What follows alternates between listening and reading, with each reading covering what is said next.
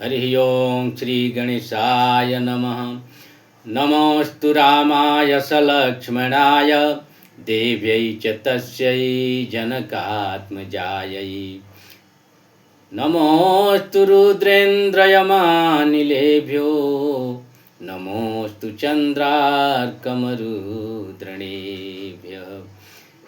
सानन्दमानन्दवने वसन्तम् आनन्दकन्दमहत पापवृन्दं वाराणसीनाथं नाथनाथं श्रीविश्वनाथं शरणं प्रपद्ये।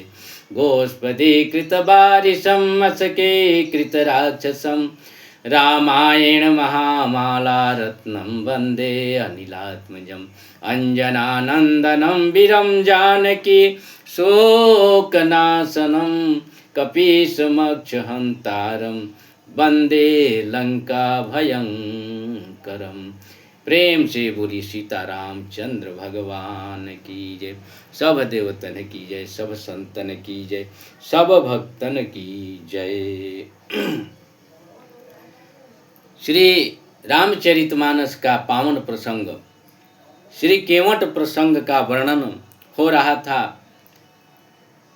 कथा हुई थी कि केवट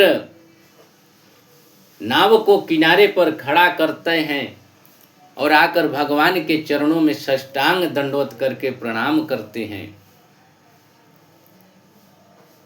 गोस्वामी बाबा लिख रहे हैं, संत शिरोमणि गोस्वामी तुलसीदास जी महाराज लिखते हैं,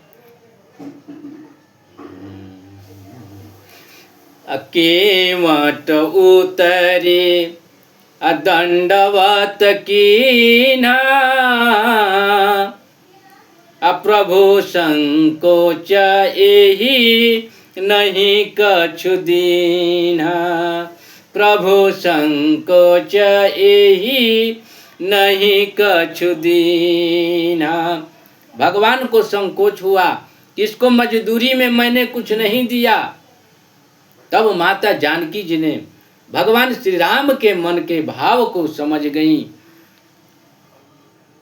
अपियहि की सिया जान निहारी, अपियहि की सिया जान निहारी। मणि मुदरी माना मुदित उतारी, मणि मुदरी मन मुदित उतारी। माता जानकी जी अपने मुद्रिका उतारकर भगवान के हाथों में देती हैं कि प्रभु लीजिए, ये उतराई में केवट को दे दीजिए मजदूरी के रूप में। भगवान श्री राम जब केवट को मुद्रिका दे रहे हैं तो केवट हाथ जोड़ लेता है। कहे वो कृपाल लेहूं उतराई, कहे वो कृपाल लेहूं उतराई। केवट चरण हे अकुलाई। जब भगवान ने कहा कि ये अपनी मजदूरी के रूप में लीजिए, केवट भगवान के चरणों में गिर पड़ा अत्यंत व्याकुल होकर और कहता है, केवट कहता है हाथ जोड़कर भगवान के चरणों में गिर पड़ा। प्रभु उसको उठाए हैं और भगवान से कहता है कि अब नहीं मोहि, अब नहीं कछु चाहिए प्रभु मोरे, अब कछु नहीं चाहिए प्रभु मोरे। दीन दयालय अनुग्रह तोरे। जब देखा कि आज तक जो भी मजदूरी मैंने किया था, 5 रुपया मांगता था, उसमें भी लोग मोलाई करते थे, 4 रुपया ले लो, 3 रुपया ले लो। लेकिन आज मोलाई नहीं है, इतना बड़ा गिफ्ट मिल रहा है कि हाथ मुद्रिका भगवान दे रहे हैं। केवट अचंभित हो गया और भगवान से कहता है कि बहुत काल मैं कीन्ही मजूरी, अब बहुत काल मैं कीन्ही मजूरी, आज दीनी बनी विधि भली भूरी, आज दीनी विधि बनी भली भूरी। हे प्रभु, मैंने बहुत दिन तक मजदूरी किया, बहुत समय से करते आ रहा हूँ, लेकिन विधाता ने आज हमको सही मजदूरी दी है। आज मैं अत्यंत प्रसन्न हूँ प्रभु, हमको कुछ नहीं चाहिए। आज मैं क्या नहीं पाया, सब कुछ पा गया।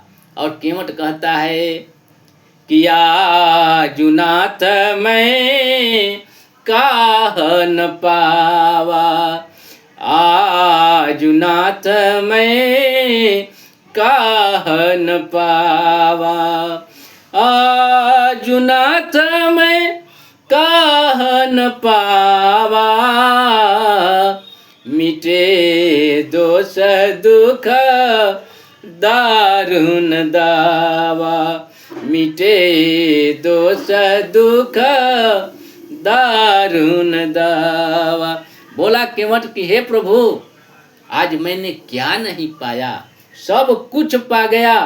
प्रभु, गरीब जरूर हूँ, गरीब जरूर हूँ, छोटे जात से जरूर हूँ, लेकिन मैं दरिद्र नहीं हूँ। केवट कहता है कि दरिद्र नहीं हूँ प्रभु। जिस अंगूठी को, जिस मुद्रिका को राजा जनक जी ने माता जानकी जी को कन्यादान में दिया है, उस मुद्रिका को मैं ले लूं, इतना गिरा हुआ नहीं हूँ प्रभु। जिस चीज का डर था आज तो वो हो गया प्रभु। किस चीज का डर था केवट को? केवट के नाव का डर था कि ये मनुष्य बन जाएगी।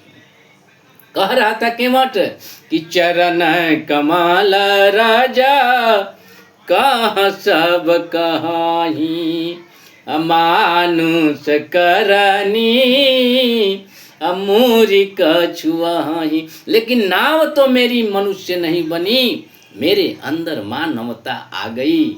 आज प्रभु मैंने क्या नहीं पाया, आपके दर्शन करके मेरे सारे दोष दूर हो गए। दोष मिटे दोष दुख, आहा, आपके पैर धोकर मेरे सारे जीवन के दुख नष्ट हो गए चरणामृत पान करके, और मेरी नैया आपके बहाने पार लग गई प्रभु। मैं आपको पार नहीं किया, आपके बहाने तो मेरी नैया पार लग गई। इसलिए हे प्रभु, आजुनाथ मैं काह न पावा, आजुनाथ मैं काह न पावा। मिटे दोष दुख दारुण दावा, मिटे दोष दुख, मेरे दोष दुख दारुण सारे कष्ट दूर हो गए प्रभु। आज मैं सब कुछ पा गया। मेरे जैसा भाग्यशाली आज दुनिया में कोई नहीं है। सचमुच में केवट जैसा भाग्यशाली देवता लोग भी जिसकी सराहना करके पुष्प वर्षा कर रहे हैं, और देवता लोग भी कह रहे हैं बरसे सुमाना सूरा सकल सिराही, बरसे सुमन सुर सकल सिराही, यही सम पुण्य पुंज को नाही, यही सम पुण्य पुंज को नाही। और केवट कौन थे? पूज्य संत लोग कहते हैं कि केवट ही वो बट वृक्ष थे, जो बट वृक्ष हमारे प्रयागराज में हैं, जो सृष्टि के विनाश के बाद भी कई बार सृष्टि का विनाश हुआ, लेकिन अक्षय वट ज्यों का त्यों है। वही अक्षय वट ही केवट के रूप में आए। कैसे कि जब सृष्टि का लय हो जाता है, संत लोग कहते हैं, तब भगवान, सृष्टि में कोई नहीं रहता जब, तो भगवान उसी वट, अक्षय वट के ऊपर बालक के रूप में सो जाते हैं पत्ते पर, और सोचते हैं कि ये हमारे चरणामृत में कौन सी जादू है, ऐसा स्वाद है कि जो भक्त संत जन हजारों वर्षों तक मेरी तपस्या करते रहते हैं मेरे चरणामृत को पान करने के लिए। तो भगवान अपने अंगूठे को अपने मुंह में डाल लेते हैं और चूसने लगते हैं कि क्या स्वाद है। उसी चीज को वट वृक्ष ने देख लिया और वट वृक्ष कहा कि प्रभु, हमको भी कभी ऐसा अवसर मिले। तो वही केवट बनकर आए वट वृक्ष, अक्षय वट ही केवट वृक्ष बनकर आए। और केवट जाते जाते अंत में भगवान को फिर से दर्शन के लिए फिक्स कर लिया। कहता है केवट कहते हैं कि हे प्रभु, मैं सब कुछ पा गया, अब फिरती बार मोहि जो देवा, फिरती बार मोहि जो देवा, असोई प्रसाद मैं सिर धरि लेवा। हे प्रभु, 14 साल के बाद जब आप लौटेंगे तो आते समय जो भी प्रसाद आप देंगे उसे मैं सिरोधार्य कर लूंगा। यानी केवट दोबारा भगवान से दर्शन के लिए